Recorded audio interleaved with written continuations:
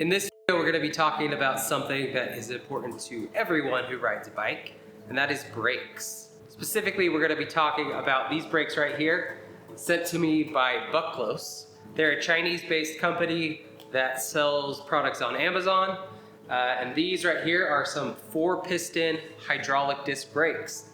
And the best part about them is the price point. They come in at between $80 and $90 for the pair. While that does sound amazing on paper, the real question though is how well do they actually perform in the real world? The good news is I've been using these brakes for about the past month on my salsa muck here, taking it through lots of different terrain. So in this video, I'm going to talk about my experience with these brakes, how well they've done, and if I could give them the stamp of approval.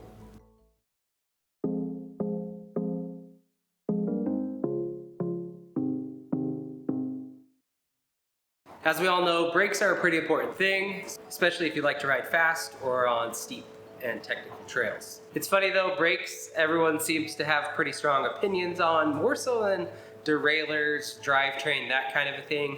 Brakes are more of a personal preference. Some people love SRAM's brakes. They say it has more modulation. Other people like the Shimano's more because they tend to have a harder bite. But there's lots of other brands out there and everyone seems to have their own personal preference. I don't really have a preference on what brand or anything like that, but I do really care that the brakes work well. So when Bucklos reached out to me and said, hey, pick something from our store, our Amazon store that you would want to try, the first thing I thought of was, let's look at the brake offerings that they have. Like I said, these are 4-piston hydraulic disc brakes. For $81, you get the full front brake assembly, the full rear brake assembly.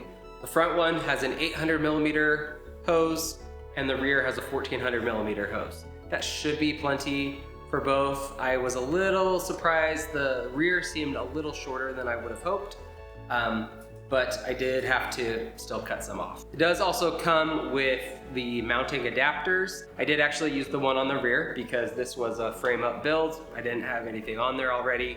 So that was great that it came with that. The front one I did not use because it wasn't post mount. So it would work, I guess, if you were gonna use, say, a rigid steel fork or something like that. It's the IS mount.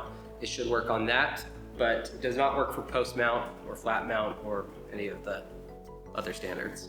Installation was super straightforward, just like any other brake out there. I didn't have to do anything with this front one right here. Didn't cut it or anything like that. So you can see it's got a little extra in it, but not too much. It's pretty much right on. The rear, I had to thread internally through the frame. So that one I did have to cut, but it was, like I said, it was a lot longer. So I did want to cut some off of it anyway. The levers are suspiciously like a Shimano lever. They look to me like the MT201 levers. They almost look like the MT400s. That's what I have, or 420s is what I have on my other bike. But they're a little bit smaller. This right here is a little bit different, not just the color. This design right here is a little bit different. So I'm pretty sure these are almost identical to the Shimano MT201s on the lever side. The caliper is definitely not, it's different. If it looks familiar to you, if it looks like it's modeled after some other brand, let me know. I wasn't able to identify it. That meant though that when I was installing the rear and needed to cut the hose down, it was pretty easy. Basically, just pull this little cover off right here, unscrew that, pull it back, cut it down. That was pretty much it. One thing that I do like about these, and this is probably why maybe I do have a slight preference for Shimano, is that it uses mineral oil, not brake fluid. You could get into the debate about which fluid is better there, but I think that for someone who is gonna handle the fluids, I would much rather work with mineral oil. It's just easier, it's not caustic, so you don't have to worry about it getting on paint or skin or anything like that. But let's get into how these brakes actually handle. So at first, when I took this bike out, I had it with a rigid fork and I was kind of trying to just get used to the geometry of this bike.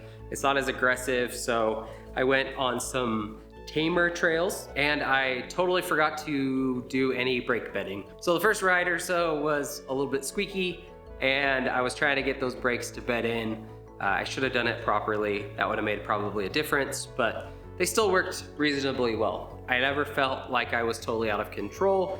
I felt like there was enough modulation and enough stopping power in them. While I wasn't hitting long sustained downhills, I was going off of little ledges, little rock rolls, things like that, and brake control is still pretty important there, and I was really happy with it. For a few rides now, I have had the RockShox Bluto on. That actually slackened the bike out a little bit, and the suspension gave me a little more confidence. So I've taken things a little bit faster, and therefore I need a little bit more braking power, or to put it to the test more, and still I've been pretty pleased with it. One of my biggest concerns though was gonna be brake fade. How well was it gonna handle when things got really hot and extended use over, a longer downhill section?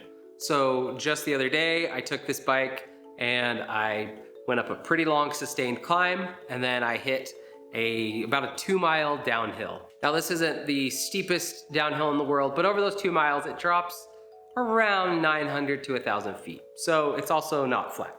It's also loose and rocky in several places, lots of random tight turns. It's actually a hiking trail is more what it was built for. So it's not the best on a bike. So you don't really get any berms. The turns are super tight. And so braking control is really important on it. Over the course of that descent, I didn't experience brake fade per se, and that's where you will really notice it. It's like your brakes are just not really working super well at all. They get so hot that you're trying to squeeze and nothing's really happening. I wouldn't say that it got to that point, but there was a moment or two where I felt like it wasn't as much power as I would have wanted. That said, I was going faster than I normally did. I was really trying to test these out. As well as later, I kind of realized I was holding back on how hard I was pulling on the levers, and there was some more modulation in it. I feel like this trail was probably the best test of these brakes. It was really, a sustained downhill, technical. I needed them. I distinctly remember on this descent, never feeling like, ooh, I wish I had a ton more brake, or feeling like I was, totally out of control because of the braking power. But I do remember thinking, these aren't quite as good as, say, the MT420s or SRAM Guides or G2s now, or some of the other well-known brands. But those brakes are also 2 to 3 times more expensive. If I had to slot these in somewhere, I would say they are 100% better than the cheap MT201 2-piston brakes that Shimano sells. They're a little bit under the MT420s, which is the cheaper 4-piston brake. They're comparable to the Dior 4-pistons, but they're somewhere in the low to mid-tier 4-piston brake range. And they're definitely not middle of the pack, but they're definitely not at the bottom either. I've ridden worse brakes, especially at this price point. So who are these brakes for?